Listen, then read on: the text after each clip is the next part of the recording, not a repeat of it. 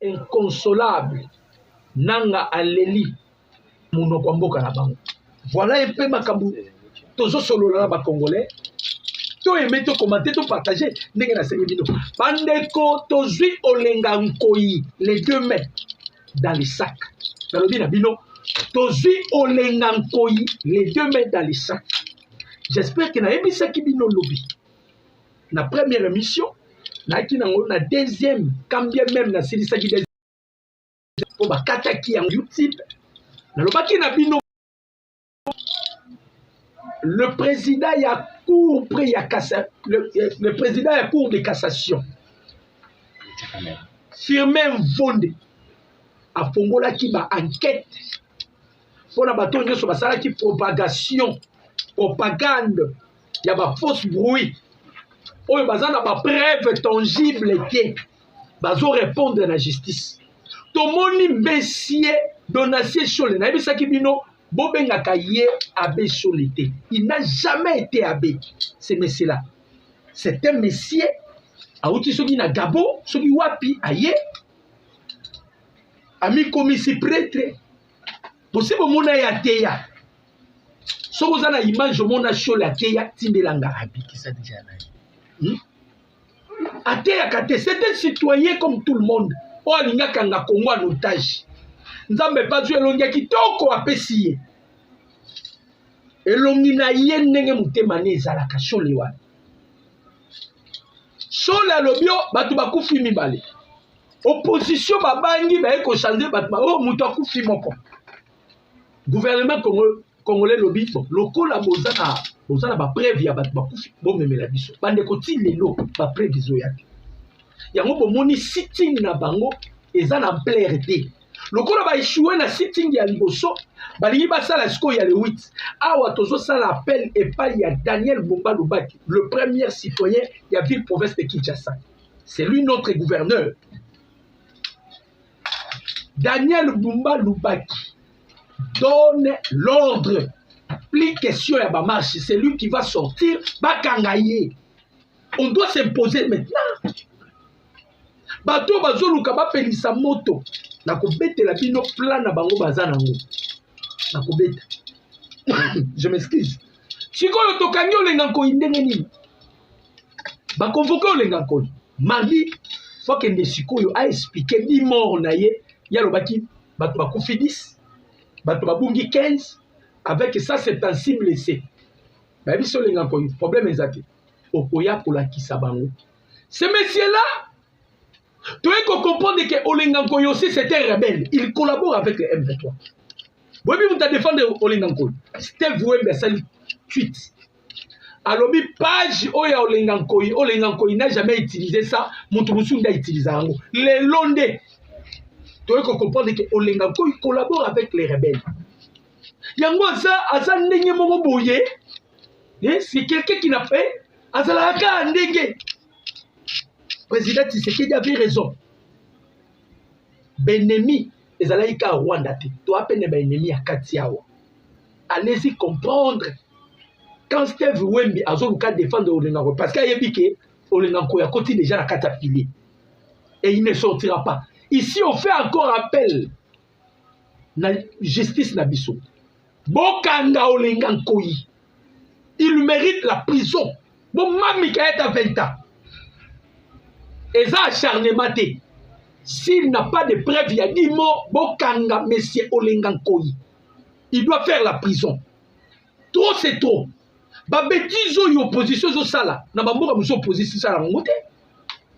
Babetizo, yo 5 ans, zo sala. Boye bisanga, mboka nini 5 ans, ko sala babetizo. Moutou loko la chole. Na époque, Mobutu, à cause de Moutou, à cause de Fimbu Penza, à cause de l'issouté. Vous blaguez parce que vous avez parlé sur la démocratie. Vous avez traité Tshisekedi un dictateur, mais vous faites n'importe quoi. Président Tshisekedi, dictateur. Il faut répondre à Bango comme un dictateur. Comme un dictateur.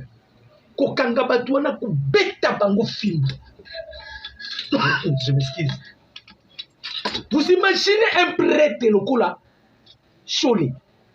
azokosa mokili mobimba na bisi bino même serpent kosa solana lukuta koleka na nyoka lukuta koleka na nyoka tout cela bitumbeza kaka nini gratuité de l'enseignement. L'une des raisons pour monaka ba telemelaka promulgation ya constitution oyo Kabila zolobake c'est ma constitution. Ba telemelaka yango parce que ba yebaka ke il y a la gratuité de l'enseignement. Oh bango ba yibaka na ba minerval ya bana classe ya ba église conventionnée. Ce ne sont pas des gens crédibles. Donc l'opposition oyo bozomona lelo bandeko ba congolais eza opposition oyo eza manipulé par Paul Kagame. Kagame nde azo manipuler opposition.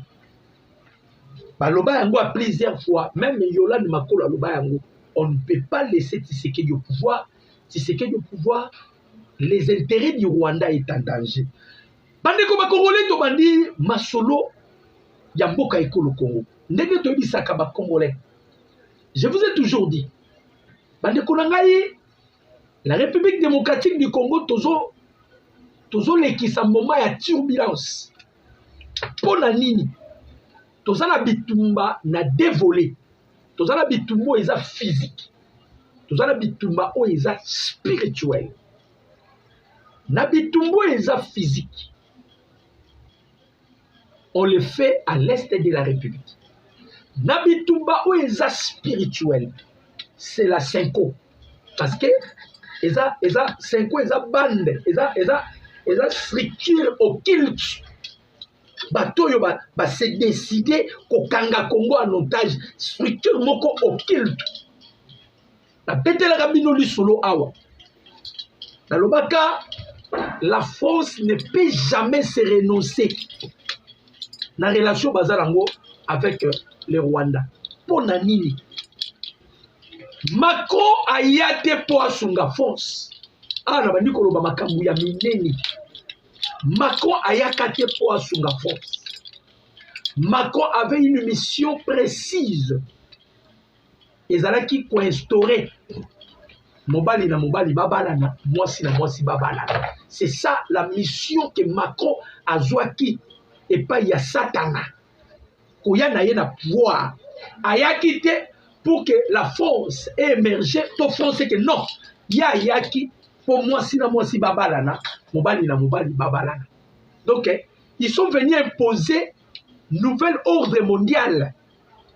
Maintenant, comme je vous ai toujours dit, la Bible est Zolobaboye. C'est par le visible que le monde physique existe, c'est-à-dire c'est le monde spirituel qui a engendré ce qui est physique. Macron siko ezalaki na besoin ba pays nyonso ya Afrique et s'adhérer na religion oya memi na mokili. Et parmi ba pays et s'adhéraki, Congo Brazzaville et s'adhéra, Rwanda et s'adhéra. Museveni atelemelaki biloko wana. Boyebi makambo Museveni ayebisa président américain ou autaki koleka Biden. Atelemela biloko wana. Macron est venu solliciter le président Tshisekedi. Le président Tshisekedi a refusé. Le même religion là, Ezanakati ya Senko. Pour votre information. Bazalakabasi Nibali, Batouana Seko. Pour votre information. Ils veulent à tout prix bazwa muto yoaza na culture ou akutami na religion. Bazo partager le magnétisme ensemble. C'est Moïse Katumbi. Katumbi pas na biloko wana. Yango moni bitumba ba mumpe bazo bunda sikoyo. Parce qu'ils savent bien, parce que tant que vous voyez vers Tshisekedi, non, tout ça qui vient entre eux, n'a Paul Kagame, mais vous devez s'adhérer. Cette religion, va bénéficiaire dans le bateau bayana. Si le président Tshisekedi s'adhère dans la religion là, il va travailler maintenant pour les impérialistes, les globalistes. Les chefs de l'État ont refusé cela. C'est ce qui a engendré cette guerre que nous avons avec la France. Makambo nyonso oyo bomoni basango bazosala, c'est la France. Et comme il s'abino te, eza ba français, eza Emmanuel Macron, ezali Paul. Quand on voit déjà Macron, on voit directement Paul Kagame. Fulgence Muteba lobaki bato bazwa bamonaki initiative na biso eza malamu, eza président Kagame nde batiaki misolo na bango. Le président Tshisekedi n'a délégué personne. Bayaki na système ya pacte social, ça n'a pas marché. Bayesi ko na système o baye na ngo ya ngwana o était troublé. Lobi na kananga ba fidèle église catholique ezalaki boy au pesimo boy boy. Question o yeye na mutu na ngai. Est-ce que vous pouvez imaginer 5 ans à ça a pesi position na ye sur le non changement de la constitution. Mais armée numérique rwandaise a publié. Allez-y comprendre. Allez-y comprendre. C'est là que Sabino Loko comprendre. Bande kotoza la dernière virage, si tu es bisakibino, soit tu te tikali esclave ya Rwanda pour toujours, soit tu se libéré na Rwanda. Et toza la voix mususu te na elekomoko, nzamba utilisera des personnes à la fois pour votre information. Et loko ba congolais sengeli ba retenir yango. Na elekomoko nzamba utilisera des personnes te. C'est-à-dire, si Dieu utilise Tshisekedi pour la délivrance de la République démocratique du Congo, c'est Tshisekedi qui va achever cette mission. Ce n'est pas Fayou. Alors, Batouana déjà, la champ magnétique, na bango bakoti, na zola sabino logo moko, boko kana passe. Boko kana passe. Bandeko ba congolais. Eza bitumba. Peuple congolais, to se laisser faire des. C'est la guerre. C'est la guerre.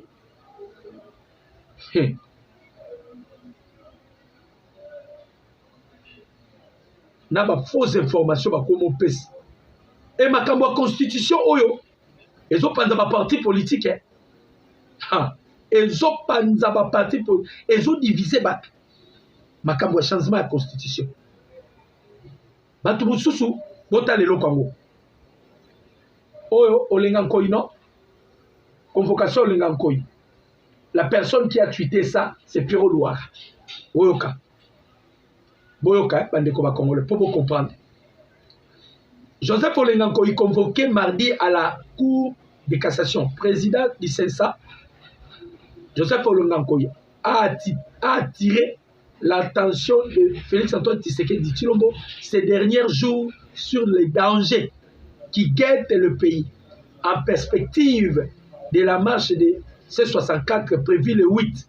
Yokane bakomi ko déformer information. Les observateurs estiment que cette convocation est une manœuvre d'intimidation. Boyoka. Cette convocation, c'est une manœuvre d'intimidation. Il s'agit de quel observateur? Ça va désinformer les informations. Ils oublient que Olengankoya ebisaki biso ke 10 personnes bakufi. Pour Makambouana et Yemabe Makasi. Même Martin Fayoul, Bazo Kangaye, il sera convoqué. Pour votre information, il sera convoqué. Martin Fayoul Bazo Kangaye. Bato Bazo Baventure, Bozé la Bakomona. Bozé la Bakomona. C'est-à-dire, Bolinga qui va ternir image, il y a régime. En soi, Bato Bakoufite. Le coup, Bato Bakoufite. Boya na ba preuve, so boya na ba preuve de ce que au niveau ça ba fausse bruit. C'est pénal. C'est une infraction pénale. Oyo linga koi alobaki na ba sentiment mais ce koyo elié mabe. Ah eza ya koyinda. Nazaki ko lukango ekoya kaka.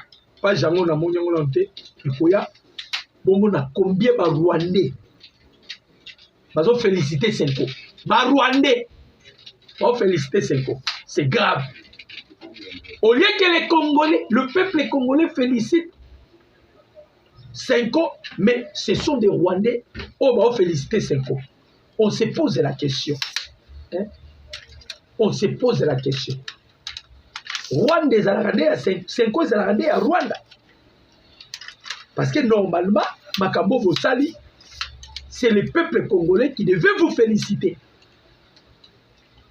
Pour vous dire que, Bazoko a engagé le peuple congolais, Batouana, Baekosala Makamna Bango, Bango Moko. Tawana déjà, ils ont révolu Tawana. Bandeko Congolais, pourquoi le président Ndayishimiye est venu au Congo? Ça, Makambo Bandi. Ndayishimiye na Congo était trouble na Kigali. Pour nani Ndayishimiye na Congo? Natanga nos documents et puis je vais approfondir maintenant mes analyses. Natanga document. To aimer, to commenter, to partager. Beaucoup yeba pour nani Ndayishimiye aye na Congo. À la visite il y a 48 heures, le président Évariste Ndayishimiye. Makambo Bandi, Bandeko Congolais. On ne peut pas permettre un bloc, il y a un individu, 3 personnes, bakanga toute une nation en otage. Bloc on les a sauté. Exacté. Là je vous dis la vérité. Place bloc on a les sauté. Yango était trouble. C'était vu bien tweeté. Ndayishimiye na Congo. Ndayishimiye na Congo. Ce qu'on bango ba osa la lision. Par rapport, il y a des déclarations à Paul Kagame. Alors, il y a quoi envahir Burundi. Torotala yope soko à quoi envahir Burundi. Pourquoi Ndayishimiye aye Boyoka? Visite d'État du président burundais à Kinshasa pour des échanges stratégiques avec la RDC. Pour des échanges stratégiques. Le chef de l'État burundais, Évariste Ndayishimiye, effectue une visite officielle de 2 jours, même ça a 48 heures, à Kinshasa à partir de ce lundi 22 juin 2026, dans le cadre d'un déplacement de haut niveau, initié à l'invitation de son homologue congolais Félix Antoine Tshisekedi Tshilombo. À son arrivée à l'aéroport international d'Indjili, il sera accueilli par le président congolais, Mukonzambo Kazokeni Kozouaye, avant que les 2 dirigeants ne poursuivent leurs échanges à la cité de l'OIA lors d'un entretien en tête-à-tête, une conférence de presse conjointe est également prévue à l'issue de leur discussion. Au cœur de ces rendez-vous diplomatiques figurent plusieurs dossiers prioritaires, dont la situation sécuritaire à l'est de la République et la coordination des réponses face à la maladie à virus Ebola. Cette rencontre intervient alors que les dirigeants burundais assurent la présidence en exercice de l'Union africaine. Vous voyez que l'Union africaine est Évariste Ndayishimiye. Ndenge Ndayishimiye azoyawa ava aya awa auti États-Unis d'Amérique. L'Américain va décider, bazui responsabilité ya Grand Lac. Va pesi na 2 personnes. Le président burundais Évariste Ndayishimiye ainsi que le président de la République démocratique du Congo Félix Antoine Tshisekedi Tshilombo. Bitumba ya Minembwe. Tango to bundina ba M23 na Minembwe. Kagame dit que puissance oyo ya armée congolaise azalango ezaye mon côté aza accompagné je m'excuse avec ma pays frontalier et Kagame dit directement que c'est le gouvernement burundais de eza sima ya République démocratique du Congo. Le gouvernement burundais eza sima ya République démocratique du Congo. Moi je vais maintenant m'attaquer directement na Burundi. Pourquoi Paul Kagame a dit qu'il va s'attaquer na Burundi? Moutouali Bosso a été une initiative Emmanuel Macron. Il voulait Koko Ndayishimiye sans tenir compte que Ndayishimiye a yebi tout ce qui se passe. Paul Kagame a aussi regretté à l'Obiboye. Ah, soki toute idée azalaki à la tête na Burundi, mais tokoki kokoma esika tokomi te. Mpo na nini? Uvira eza verrou, Tanganyika eza verrou, Maniema eza verrou. Moyen koleka kote wana eza te. Voix moko batikali oyo bakoki koperce s'il récupère ki Burundi. Nde bomonaki Macron yaki aboyi. Sikoyo Paul Kagame posa na ye eza nini? Normalement pour à concrétiser vision na ye ya empire Imatuti, il doit prendre contrôle de la République démocratique du Congo, il doit prendre contrôle de la Burundi, il doit prendre contrôle de la Tanzanie, ba pays wana où ils ont frontalier à la République démocratique du Congo. Macron s'est imposé déjà dans Congo-Brazzaville. Congo-Brazzaville a payé 22 000 hectares et par Rwanda. Na époque ya Biden a s'imposé qui l'Angola aussi à son tour a payé ça qui espace. L'objectif na bango ezalaki ko encercler la République démocratique du Congo, ko beta coup d'état ou bien ko éliminer président Tshisekedi physiquement. Maintenant, comme le président Tshisekedi a récupéré Ndayishimiye, quand tu récupères Ndayishimiye, tu bébisaki calcul na bango. Parce que Ndayishimiye a continué ma bêtise dans ma montée. Et tiens maintenant trouble kati na bango. Alors, biso tozwi Ndayishimiye awa, aye awa pona nini. Boye baka. Kamanyo les abrifications. Mboko boka Kamanyola na Est de la République démocratique de Congo. Ils ont relié 3 pays. Ils ont relié RDC. Ils ont relié Burundi. Ils ont relié Kigali. Ndayishimiye etango monaki Bukavu ezalaki menacé avant même la chute de Bukavu. A disposaki 5 bataillons bayaki wapi na Kamanyola. Tango baye na Kamanyola, objectif ezalaki ko bloquer, avancer ya ba M23. Alors basoda wana bazaki na Kamanyola, bataillon mususu kotaki na ekotaki Bukavu. Wana avant la chute de Bukavu, parce que na kati ya au plateau ya Fizi na Minembwe ba Burundi ba Burundi. Mais il y a eu la traîtrise au sein de notre armée. Bato tisikoyo bazana no bambwa ya Kabila. Il y a encore des officiers bazana bambwa ya Kabila.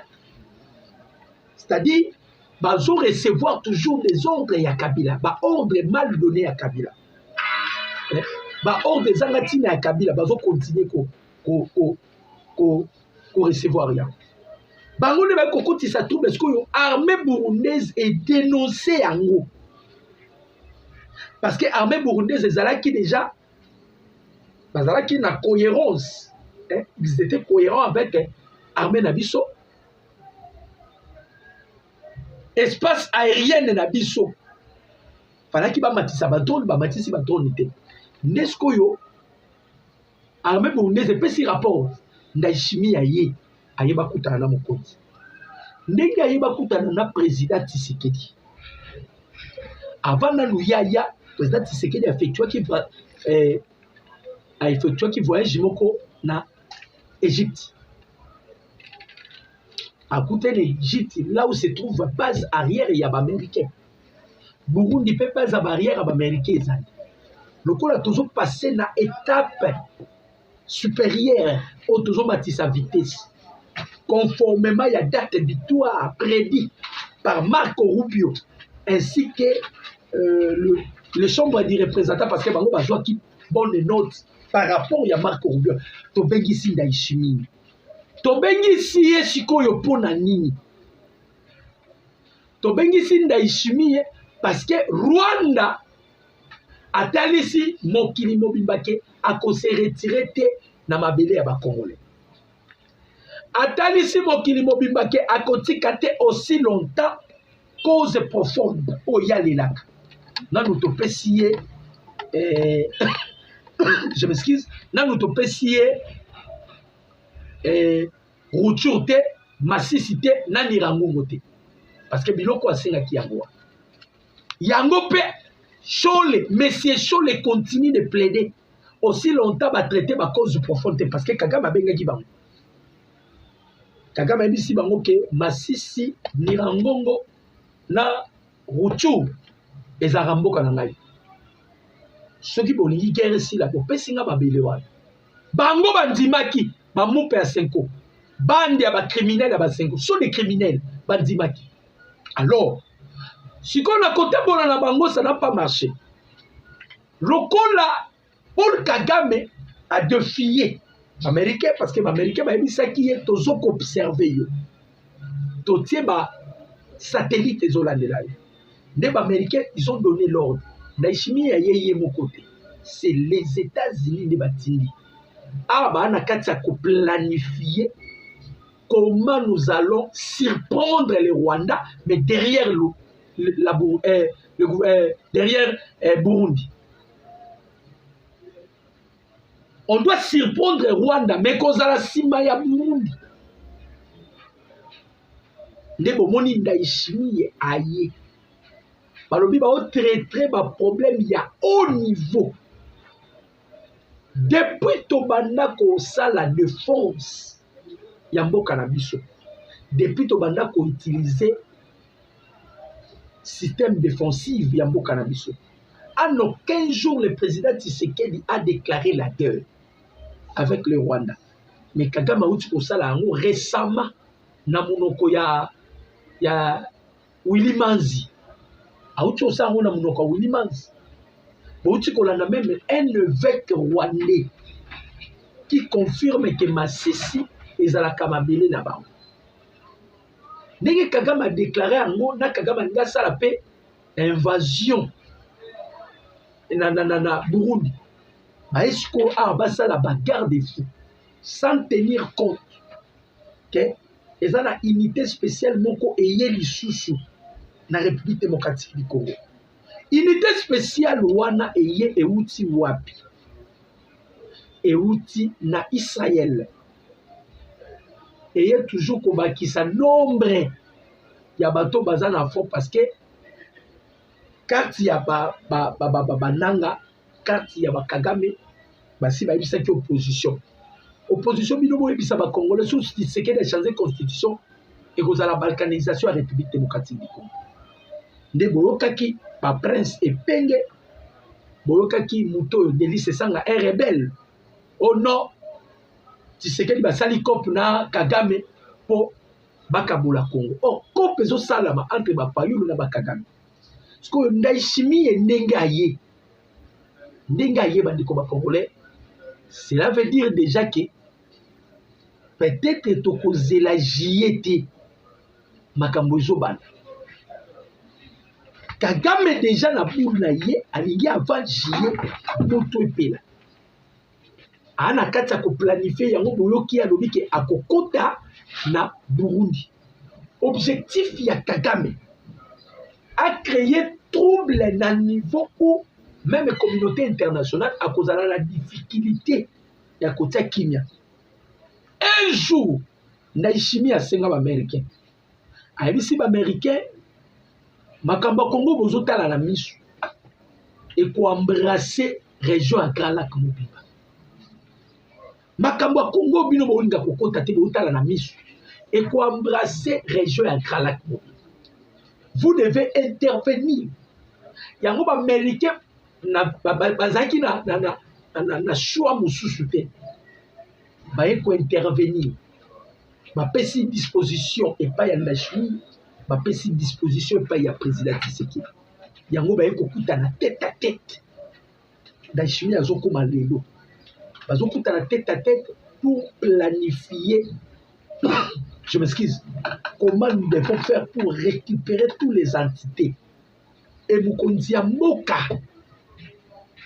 ce qui est si Ndayishimiye dans 2 jours, peut-être le 3e jour, le président Tshisekedi va promulguer makambo ya référendum et loko et ko bouleverser du sousuma makambo nyos Kigali baza indépendant de Ponanini. Kigali babanayi ko accuser Belgique. Ba ebisi ba Belge. Tout le monde a bino suspect, bino bona kati ya ko armée Burundi pour que Burundi a renversé régime ya Kigali. Parce que tant que bamoni lisusu Ndayishimiye aye bandeko etie bango trouble. Etie bango trouble à tel point que bandeko langa batalika babi a Ndayishimiye oyo eza makambo ya ku. Eza makambo ya ku. Lobi document moko ebimi, document moko ebimi na États-Unis. Document wana balobi Jean-Luc Abiyarimana se prépare pour un Rwanda nouveau. Boyoka. Balobi Abiyarimana se prépare pour un Rwanda nouveau. Jean-Luc Abiyarimana, c'est-à-dire le fils d'Abiyarimana. Mandeko elokwana etelisu Kagame trouble. Etie Kagame trouble. Nalobaki yango lobi na zongeli yango lelo. De plus en plus makambo ya makasi. De plus en plus bato wana baozala démasqué. Bato wana nyonso baozala démasqué. De plus en plus makambo ya makasi. Et les choses tournent mal. La désavantage à Paul Kagame pour votre information. Parce que au moment où batumsu bazoloba bazoyeba te. Makambo zo tourner mal pour nani. Bande konanga ba congolais. Paul Kagame. Paul Kagame. Bauti kobimisa document moko. Ya ba crime silencieux oyo Paul Kagame a commettre na Rwanda. Asilisi ba opposant na koboma na Rwanda. Asilisi ba musicien na koboma na Rwanda. Bandeko na ngai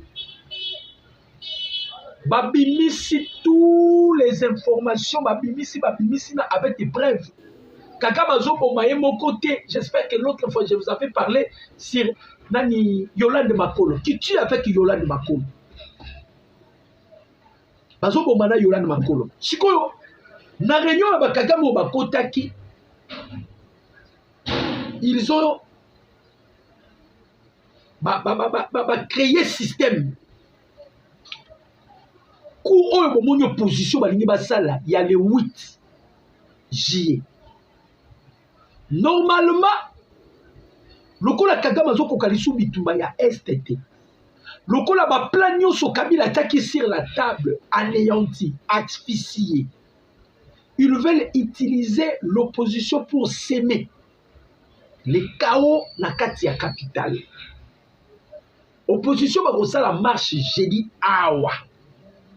Mais marche bakosala jeudi awa mboko ekozala menacé.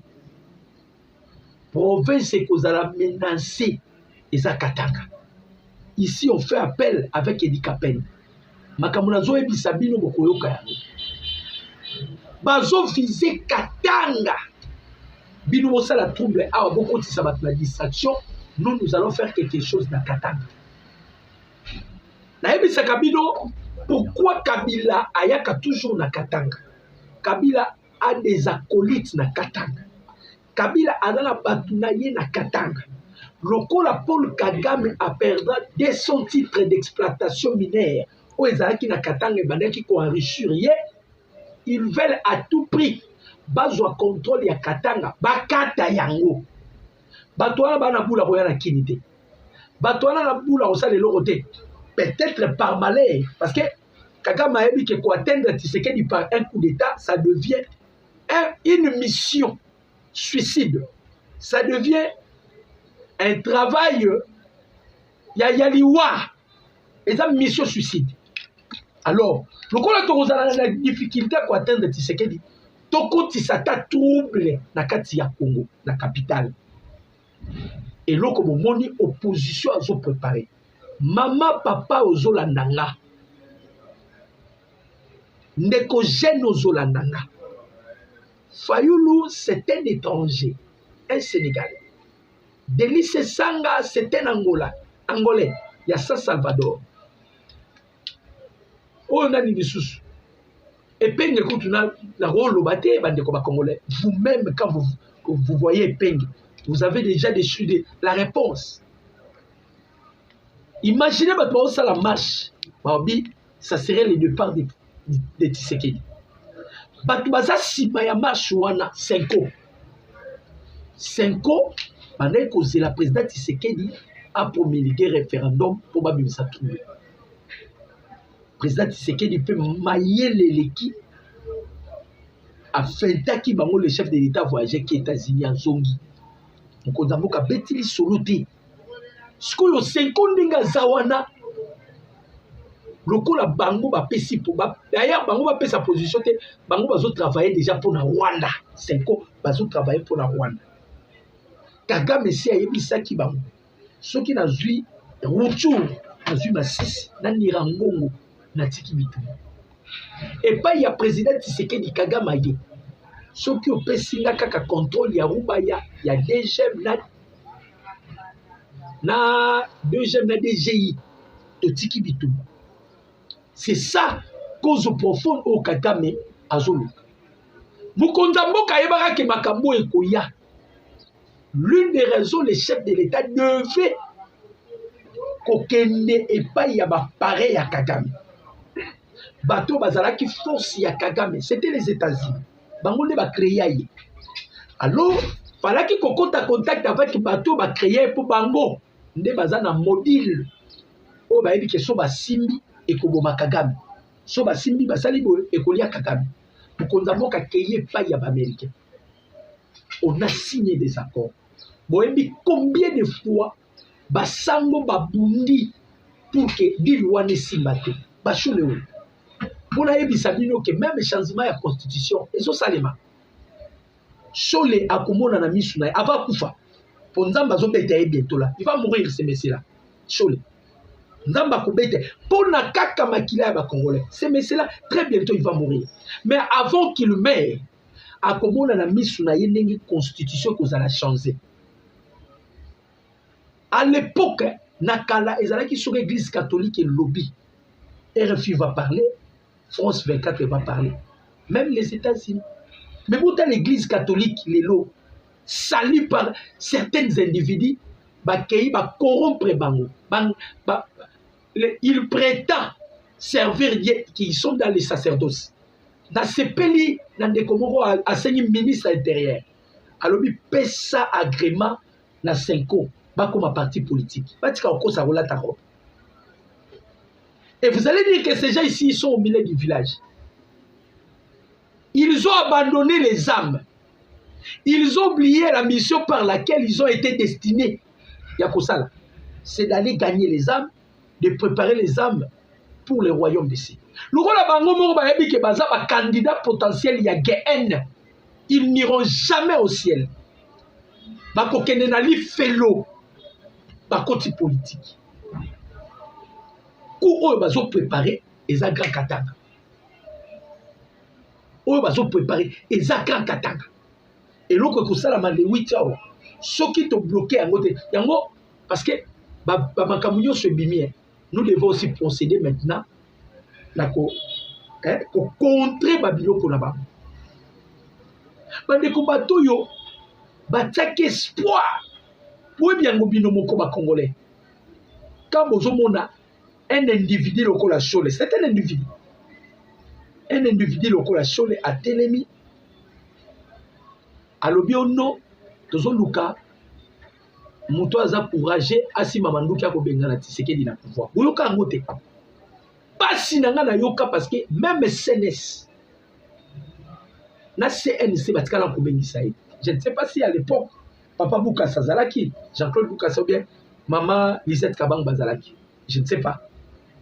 Parce que si c'était à cette époque-là, ce messieurs-là, on devait le toucher. Un imposteur. Un sataniste, un occultiste, le la Chole. Non, bon. Ce sont des satanistes. Bah, écoute, ça trouble l'église catholique. On a vu des prêtres catholiques. Ah, Fassigna, mon cerveau. Et puis, peut-être ce sont ces gens ici qui ont tué Mossène. Pour me remplacer. Moutema mabe na niveau, vous ne pouvez pas imaginer. Pour la nini, Kagame Messia Ibisi Bango. Ceux qui vont intervenir, t'es sangwama. Ceux qui vont intervenir, t'es sangwama. Ils ont déjà signé ma pacte. Naba Moïse Katumbi, ils ont signé ma pacte. Maintenant, bango ya ba religion na bango na ba signé ma pacte. Maintenant, ils veulent maintenant utiliser la 5 ans et la 5 ans bazui Fayoulou. Na ébité bandeko ba congolais. Observer Fayoulou, il est moins intelligent. Je vous dis la vérité. Bon, là, dans français, n'a été. Observer Fayoulou, c'est moins intelligent. Et puis, tout ce qu'il est en train de faire, a évité. Moïse Katumbi. Bon, il peut aussi, parce que Katumbi, n'a bon rebelle. Mike Mukeba, il a dévoilé qui secret. Il continue de dévoiler des secrets. Bah, où est-ce qu'on s'acharne dans Mike Mukeba parce qu'il y a Kimbo. Matini bon, Mike a liango. Ce sont des gens moins intelligents. Donc nous avons une opposition malade. Une opposition malade. Je vous dis la vérité. Une opposition malade. Congolais, ils ont passé parce qu'on voit certains Congolais qui sont... Hein? C'est comme si ils ont un envoûtement. Bandeko ya Goma ya Bukavu, Bakufi, on n'a jamais vu Epenge. Organisateur sitting, que tout ça c'est que di makelele pour battre bazo ku febele ba luka solution. Bat ne ko ba ku fa na beni. Ba ADF ba bo na beni. Bozo ka bato ba loba. Et ils sont ici pour créer le chaos. Ce sont les gens qu'on doit arrêter. Ba fantiru eleki na minembo. Yango bo moni. Fallait kanda chimie ya Nyon faut tirer en gros au clair. Bitumbezalaki lobby. Na minembo bitumbezalaki. Na masisi pe bitumbezalaki. Minembo c'est pour récupérer Minembo. Masisi c'est pour récupérer Rubaya. Et toutes ces entités, normalement, na calcul Zobetama, toutes ces entités, il faut la libérer avant décembre. Pour votre information. Il faut la libérer avant décembre. Donc, visite Yandeichimi et Zablagité, ça c'est la guerre. Je vous dis, ça c'est la guerre. Et puis, Bokoyo Kasson, après des jours, il y a visite Yandeichimi. Bokoyo Kasson, ça c'est la guerre. Et ça c'est la guerre. Il y a aucune négociation. La visite de Ndaichimi, c'est la guerre. Bitouma. Donc, il y a Minembo. Alors, il y a Minembo, FADC, a vu ma localité ébélée. Ma localité ébélée est toujours renforcée. Sécurité de la population. Selon plusieurs informations relayées depuis les hauts plateaux de Minembo au Sud Kivu, les FARDC auraient repris le contrôle de plusieurs localités stratégiques précédemment disputées dans la région. Parmi le village cité Figui, notamment Mikenge, Kaligi, Ilundu, Kakenge, Runondu, cette avancée militaire viserait à renforcer la sécurité des populations civiles et à consolider la présence de l'État dans cette partie de la province. Les FARDC poursuivent leurs opérations dans les hauts plateaux de Minembo. Plusieurs localités auraient été déjà prises en cours des derniers jours. Les forces gouvernementales renforcent leur position dans la région. Les habitants auraient exprimé leur soulagement après le retour des autorités dans certaines zones. Les opérations de la sécurisation et de la stabilisation restent en cours. Les informations relatives au contrôle exact de la localité et l'évaluation de la situation sécuritaire nécessitent une confirmation indépendante et officielle. Bandeko ba Congolais, là, ils ont une entité autre soit qui n'a miné mon amona dit papa moko komela kingai nani azo contrôler Minembwe. J'espère que vous avez suivi Bitakwira. Justin Bitakwira azale yaba bato bazalaka à contact avec les Wazalendo. Bitakwira a confirmé que ba Wazalendo bazana Minembwe centre. Bana kata Minembwe centre. Minembwe centre est sous contrôle la biso. Yango Ndayishimiye abandai ko bombarder a bombarder na ba Nyamulenge o yalo ba protéger ka a bombarder ba. Ba Nyamulenge a protéger a bombarder ba. Donc vous allez comprendre que tellement bitumba na boye pena ba oko kate. Yango ba kuma ko larguer ba bombe. Et salipé état de mort et belé. Là, il faut qu'on se dise. Mais, Minembweza na contrôle la biso. Tolobaï na bino, ils ont des points stratégiques. Ils ont Minembwe, ils ont Rubaya. Côté à Massissi, Balobi Boye, les FRDC avancent après des violents affrontements dans les territoires des Massis. Les FRDC et les Wazalendo auraient repris les localités de Kassenyi, Kibatama, dans le groupement de Kibabi. Les forces engagées se prépareraient désormais à poursuivre leur progression vers Kiningi, dans les environs de Rubaya Centre. La bataille pour le contrôle de cette zone stratégique se poursuit alors que les opérations militaires s'intensifient dans le nord Kivu, ensemble derrière nos forces de défense pour la paix et la souveraineté de notre pays. Voilà une belle situation où ils ont dans l'Est de la République démocratique du Congo. Pour vous dire que Bandeko Congolais, Kabila Zalaki Kakambwa, moi-même, je me pose la question à ce stade, ceux qui sont Zalaki sous embargo, si on était sous embargo, au moment où Paul Kagame a le il faut récupérer Mbamboka naye, la taille de trois mboka, Nirangongo, Masisi, Narutu. Le Masisi, c'est là où se trouve Rubaya. C'est-à-dire,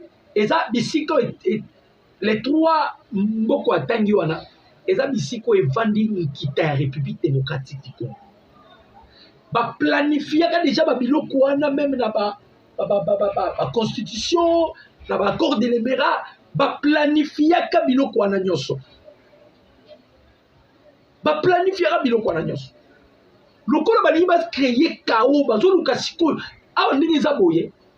Bandeko na ngai C64 bakolo nango eza basango pour votre information. C64 bakolo nango eza basango. Fayulu esclave ya basango. Na lakisa bino photo avant ba pe sa position na bango bakutana kina ba Martin Fayulu. Na lakisa bino photo avant ba pe sa position na bango. Bango bazo yebisa ba opposa botika te to asima na bino.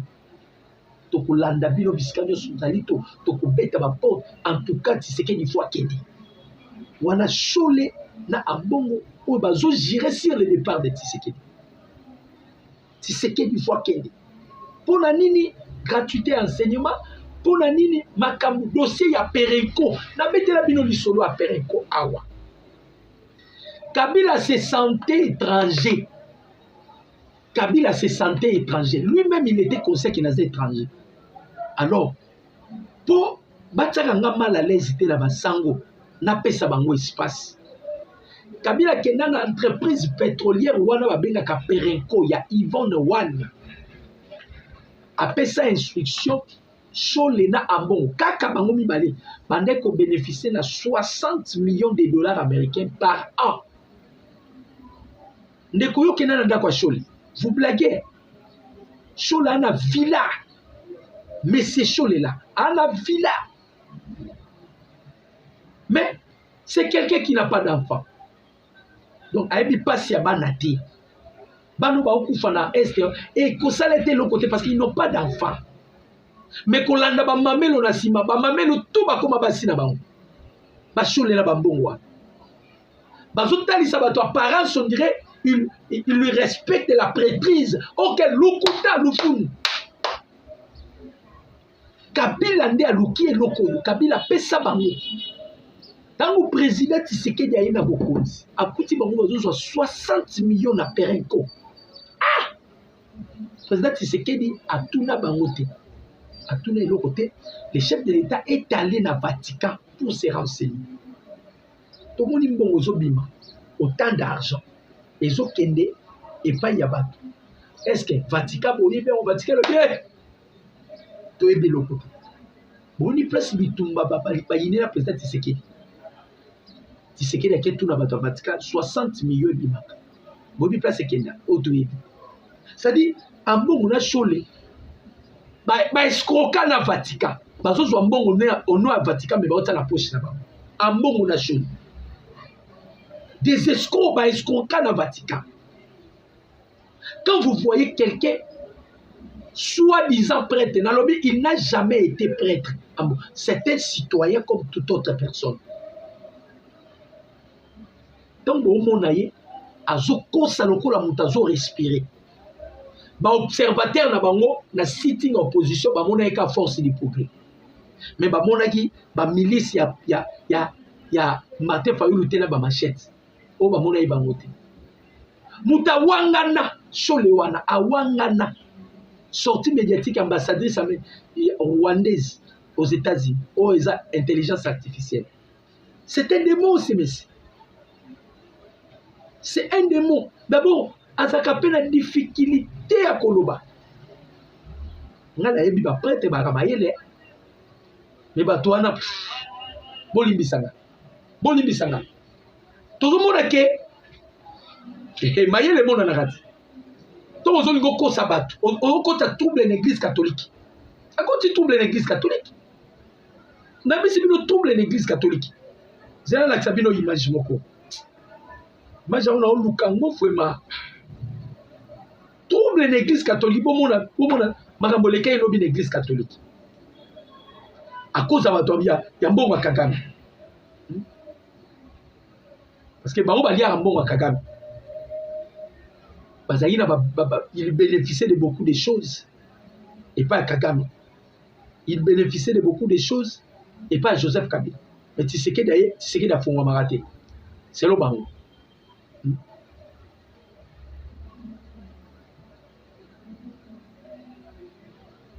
C'est qu'il a fait un marathé. C'est le bango.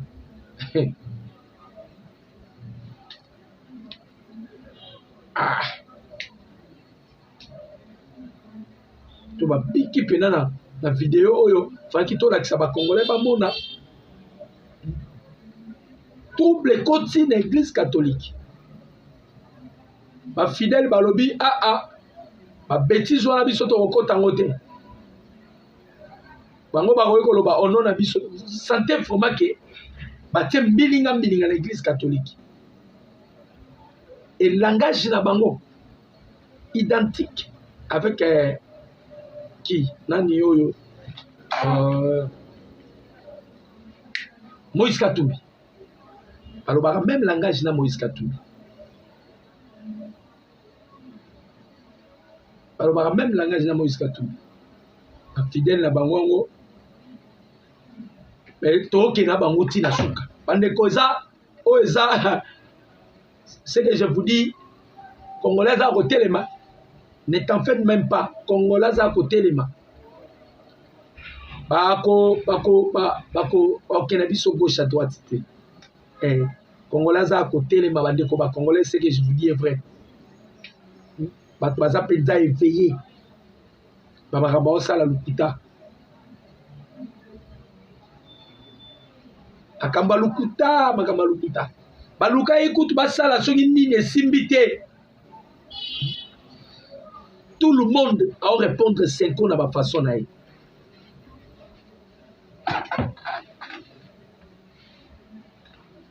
Yangoy.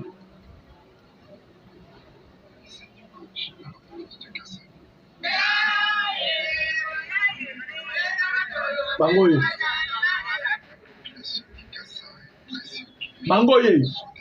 Les fidèles de l'église catholique.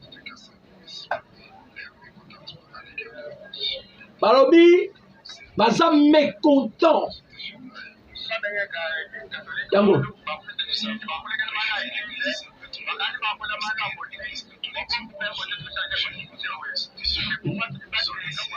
Est-ce que yo so ke ina page ya ba Rwandais bazo bimisa bato yo botala bato ya IDPS ba hôtel mais position à 5 ans bango bazo appuyer position à 5 ans biso lobi église catholique pesa na Kigali comment église catholique ya RDC basali eloko mais ba Rwandais baza ko appuyer yango. Tu veux comprendre bien. Ils ont gêné bango. Bana besoin de justifier mbongo ebele bazo pa ya Kagame. Bazo mbongo ebele et pas Kagame. Mbongo ebele. Ebele pas Kagame. Batuni yao.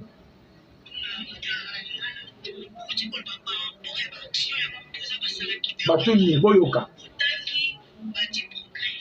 Hein.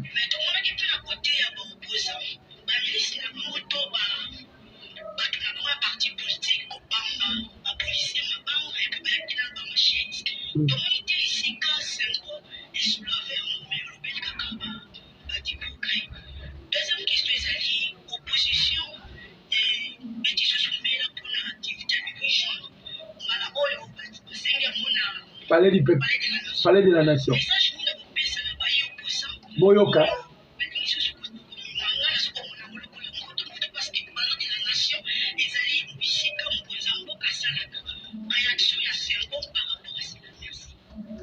Boyoka. Boyoka.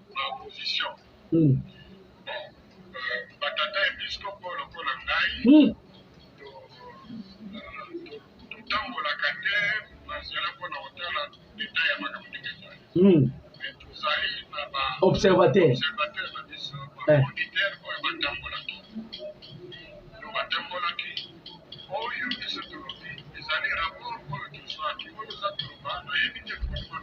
Yoka wangani. Yoka ndia wangani. Tala muta okosa lokola nini boye bisanga assemblée. Voilà un peu bandeko ba congolais. Tosimba na loboko. Ça, c'est la délivrance de la République démocratique du Congo. Bato balingi Congo ils la délivrer te eza bato lokola ba chole. Mais c'est chole. Bolongo la combo ya munoko abe chole. Il n'a jamais été abbé. C'est un citoyen, un messier. Corrompu, sataniste, chien aussi comme Joseph Kabila. Il n'y a pas ça sur moi, il y a Kagame. Donc, la combo, nani. Baba, tu vas au service, il y a Paul Kagame. Mais malgré le peuple est souverain. Le peuple congolais, lobby, à l'époque, il y a Kabila. Mais Kabila, ça a un référendum. À réviser la constitution. Babundi ça fait Mobutu avant d'attendre ça. Oh, père balobi. Nous allons dire ce qu'il dit. On est complice de 143, 89, 63, 95, 965. Nabayo nyonso balukaka numéro c'est plus de 143, 89, 63, 95, 965. Bon début de la semaine à la grande famille Dr News. Papa Nanga Mouya Paul ya Nganda, papa